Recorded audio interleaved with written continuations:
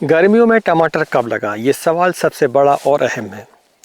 अलग अलग जगहों पर अलग अलग समय पर टमाटर लगाया जाता है और उनकी अलग अलग समस्याएं भी होती हैं। बरसात में जब हम टमाटर लगाते हैं तो हमें समस्याएं अलग आती हैं, लेकिन जब हम गर्मियों के समय पर टमाटर लगाते हैं तो हमें दूसरी ही समस्याएं आती हैं। आज इस वीडियो पर हम ये समझेंगे कि हमें टमाटर कब लगाना चाहिए।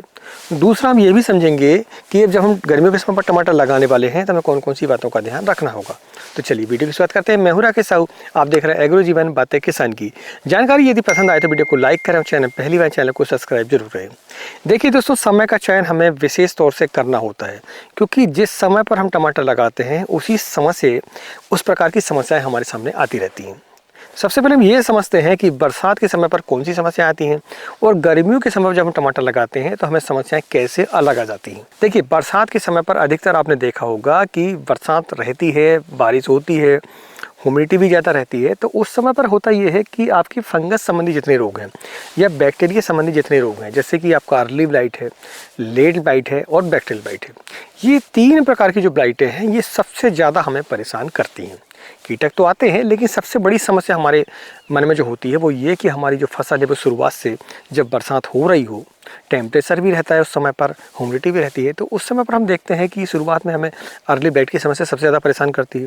इसके बाद थोड़ा समय आता है, फिर बैक्टीरियल ब्लाइट की समस्या भी आ जाती है, काले काले दाग आते हैं उसमें। थोड़ी फसल जब बड़ी हो जाती है, हल्की सी ठंडक आ जाती है और ह्यूमिडिटी ज़्यादा हो जाती है, तापमान भी तेज़ हो जाता है, जैसे कि सितंबर का महीना और अक्टूबर का महीना, उस समय पर आप देखेंगे तो लेट ब्लाइट की समस्या सबसे बड़ी समस्या होती है। फिर हमें माइट का भी सामना करना पड़ता है अक्टूबर के महीने में। लीप महीने की समस्या भी हमारी अक्टूबर नवंबर के महीने में आ जाती है। लेकिन जब हम गर्मियों के समय पर टमाटर लगाते हैं तो हमें फंगस संबंधी समस्या तो आती है, लेकिन सबसे बड़ी हमारे सामने जो चुनौती होती है वो होती है कीटों को रोकना। इस समय पर हम देखें, गर्मियों के समय की बात करते हैं हम, तो इस समय पर फंगस रोग काम आते हैं, कीटों की समस्या हमारी फसल पर ज़्यादा आती है।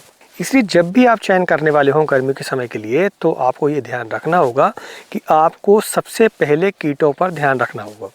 देखिए, बरसात नहीं है तो फंगस की समस्या को हम कंट्रोल कर सकते हैं स्प्रे के माध्यम से, और वो कंट्रोल हो भी जाती है। बैक्टीरियल ब्लाइट कम ही आती भी है तो वो कंट्रोल हो जाती है, क्योंकि मौसम उसके अनुकूल नहीं होता है। अब ये जानते हैं कि हमारी टमाटर की फसल पर हम कीटों को कैसे कंट्रोल कर सकते हैं। उसके पहले मैं आपको बताऊँ कि हमने टमाटर की खेती कैसे करें, इस विषय पर ई बुक लिखी हुई है, जिस पर हमने संपूर्ण जानकारी दी है, जैसे कि वाटर सॉल्युबल का आपको खाद का इस्तेमाल कैसे करना है, कब करना है, आपको स्प्रे कौन से करने हैं, कब करने हैं, कितनी मात्रा पर दवा को इस्तेमाल करना है, कौन कौन सी दवा आपको लगती है, ये सारी जानकारी हमारी ई बुक पर लिखी हुई है। ऐसे ही हमने बैगन है, खीरा है, मिर्च है, करेला है, फूल गोभी है, शिमला मिर्च है, इन्हीं के लिए भी ई बुक लिखी हुई है। तरबूज खरबूज के लिए भी ई बुक लिखी हुई है। यदि आप उसे लेना चाहते हैं तो लिंक डिस्क्रिप्शन पर भी है और इसके ऊपर जो नंबर चल रहा है वहाँ से भी आप हमसे संपर्क कर सकते हैं। आपको रासायनिक तरीके तो अपनाने ही पड़ेंगे, साथ में आपको जैविक तरीकों का भी इस्तेमाल करना होगा अपनी फसल पर कीटों को नियंत्रित करने के लिए। जैसे स्टिकी ट्रैप है, फेरोमोन ट्रैप है, दूसरा लाइट ट्रैप है। ये 3 प्रकार के जो ट्रैप हैं वो आपको काफ़ी मदद करेंगे कीटों को कंट्रोल करने में। जैसे स्टिकी ट्रैप आप लगाते हैं, कम से कम 20 आपको लगाने हैं। इस 20 में अगर देखें हम तो 5 नीले आपको लगा दें और आप 15 पीले लगा दें। तो इससे होगा ये कि जो माहो वगैरह की समस्या, देखिए आसपास आप देखेंगे तो आपको सरसों की फसल दिखाई देगी, उस पर माहो सबसे ज़्यादा होती है, तो आपकी फसल पर भी वो आती है। तो माहो वगैरह उसमें ट्रैप हो जाती है, वाइट लपाई उसमें ट्रैप हो जाती है, नीले में थ्रिप्स आपकी ट्रैप हो जाती है, और भी जो कीटक होते हैं वो उसमें ट्रैप हो जाते हैं, उड़ने वाले पतंगे। अब जहाँ हम लाइट ट्रैप की बात करते हैं तो लाइट ट्रैप क्या होता है कि शाम के समय पर हम 6 बजे 7 बजे अंधेरा हो जाता है, उस समय पर लाइट ऑटोमेटिक चालू हो जाता है, वो सोलर से वो चलता है। तो आसपास के जितने भी कीटक होते हैं, चाहे वो लीफ माइनर के हों और चाहे वो आपका फल छेदक जो होते हैं उनके कीट हों, वो वहाँ पर लाइट के कारण जो है उनको रोशनी दिखती है तो वो वहाँ पर आ जाते हैं। तो नीचे जो वहाँ पर जो टब होता है वहाँ पर हम उसमें तो या तो ऑयल या फिर पानी डाल देते हैं और उसमें फिर थोड़ा सा कीटनाशक आप डाल देते हैं, तो वो आते हैं और वहाँ पर गिरते हैं और मर जाते हैं। तो बिना दवा का आपका काम हो जाता है। तो ये 3 जो रास्ते हैं आपके जैविक तरीके जो हैं ये बहुत ही कारगर होते हैं कीटों को नियंत्रित करने के लिए। इसके अलावा आप देखेंगे तो आपको रासायनिक उपचार भी करने होते हैं। तो रासायनिक अगर हम देखें भैया तो आपको जैसे कि आपका थाइमादाक्सम है, इमिडाक्लोपिड है, एसिटाम्प्रोपिड है, ये 3 टेक्निकल आपको सबसे ज़्यादा इस्तेमाल करने हैं। हर स्प्रे में आपको लगभग 5 दिन की बात करते हैं हम, तो 5 दिन में एक बार आपको स्प्रे कर लेना है। अब जैसे ही फल लगते हैं उस समय पर इल्लियों की समस्या आ जाती है, उसके लिए भी ट्रैप आते हैं, फेरोमोन ट्रैप। आप वो लगा दें, 10 कम से कम लगा देंगे तो वो जो फल छेदक जो कीट हैं, जो पतंगे उनके होते हैं, वो वहाँ पर ट्रैप हो जाते हैं। और स्प्रे की अगर हम बात करते हैं तो आप इमामेक्टिन बेंजोइट है उसका इस्तेमाल कर सकते हैं, प्रोक्लेम के नाम से मार्केट पर मिलता है। आप उसके लिए डेलीगेट का इस्तेमाल कर सकते हैं, कोवराजेन का इस्तेमाल कर सकते हैं, एम्प्लीगो का भी आप इस्तेमाल कर सकते हैं। रासायनिक तरीके तो आपको अपनाना ही अपनाना है, लेकिन आपको जैविक तरीकों को छोड़ना बिल्कुल भी नहीं है।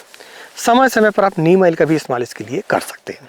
फिश ऑयल यानी कि मछली का तेल जो होता है उसमें बहुत गंध होती है, नीम ऑयल में गंध होती है, तो इनको जब आप स्प्रे करते हैं ना भैया, तो आप क्या होता है कि वो माहौल आपका जो है वो अलग हो जाता है। वहाँ पर जो कीट है वो वहाँ पर रुक नहीं पाते।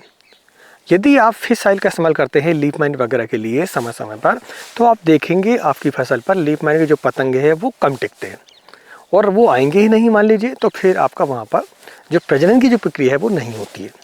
इसलिए आपको जैविक तरीके का इस्तेमाल करना ही होगा। अब हम ये समझते हैं कि टमाटर हमें किस समय पर लगाना चाहिए। देखिए, समय में सबसे बड़ी बात ये होती है गर्मियों के समय के लिए, तो हम अगर देखें, जैसे हम एमपी के रहने वाले हैं, छत्तीसगढ़ की बात करते हैं हम, तो यहाँ पर क्या होता है कि जैसे ही अप्रैल का महीना आता है और वहाँ पर टेम्परेचर 40 डिग्री से ऊपर हो जाता है हमारे यहाँ। तो जहाँ तक टमाटर की बात है, तो टमाटर आपका 15 डिग्री से लेकर 35 डिग्री तक बहुत ही बढ़िया चलता है।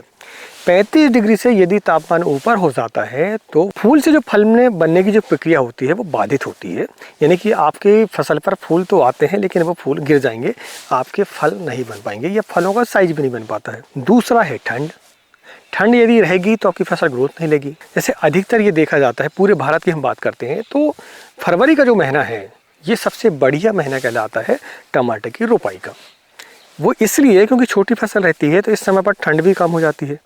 यदि आपके ठंड पड़ती भी है तो वो आप उसे लगा सकते हैं टमाटर को, तो आप देखेंगे आपकी फसल पर ज़्यादा इफेक्ट नहीं आता है। खासकर एमपी और छत्तीसगढ़ की हम बात करते हैं तो यहाँ पर फरवरी का महीना बहुत ही बढ़िया समय है, क्योंकि आप जब फरवरी के समय पर टमाटर को लगाते हैं, टीपी करते हैं उसकी, तो आप देखेंगे आपका जो फ्लावरिंग है वो मार्च के महीने में स्टार्ट होती है और 15 मार्च के बाद आप देखेंगे तो जो तापमान है वो लगभग 30 डिग्री से लेकर 35 डिग्री तक रहता है अप्रैल के महीने आते तक।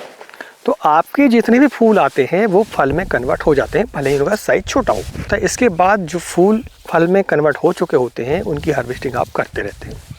लेकिन यदि आपने ऐसे समय का चयन किया, मान लीजिए आपने मार्च के महीने में टमाटर लगाया है, एमपी और छत्तीसगढ़ की हम बात करते हैं, तो वहाँ क्या होगा, आपकी फ्लावरिंग स्टेज चालू होगी मार्च पर, और यदि आपके फल कन्वर्ट नहीं हो पाए और तापमान 35 डिग्री 40 डिग्री 45 डिग्री हो गया तो फिर जो है वो फल आपको नहीं मिल पाएंगे। तो आपको समय का चयन इस हिसाब से करना है कि आपके यहाँ पर तापमान कितना रहता है और किस समय पर रहता है।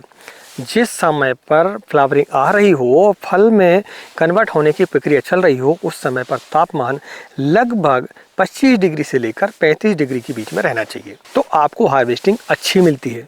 यदि तापमान ऊपर चला जाता है 40 से, तो फ्लावर तो आएंगे लेकिन वो फल में कन्वर्ट नहीं हो पाएंगे और फसल उतनी अच्छी नहीं चल पाएगी, आपको नुकसान होगा। अब महाराष्ट्र की हम बात करते हैं, बेंगलोर की तरफ की बात करते हैं, तो वहाँ पर तापमान 40 डिग्री से ऊपर काफ़ी जगहों पर नहीं रहता है।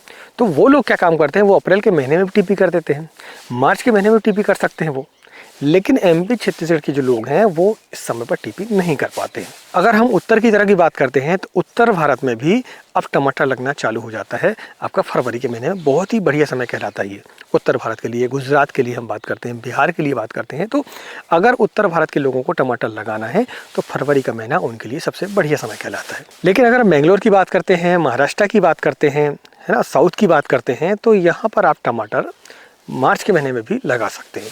वहाँ पर ऐसा है कि समय का ज़्यादा बंदिश नहीं है, वहाँ का मौसम ऐसा कुछ है कि वहाँ पर टेम्परेचर ज़्यादा नहीं होता है, 35 डिग्री से ऊपर टेम्परेचर होता है और फिर कभी कभी बारिश भी हो जाती है। तो ये आपको समझना पड़ेगा कि आप किस जगह पर रहते हैं, वहाँ का तापमान कब कितना रहता है, वही ये तय करता है कि आपको फसल कब लगानी चाहिए, खासकर टमाटर। आज की जानकारी कैसे लगी प्लीज़ हमें कमेंट करके जरूर बताएं।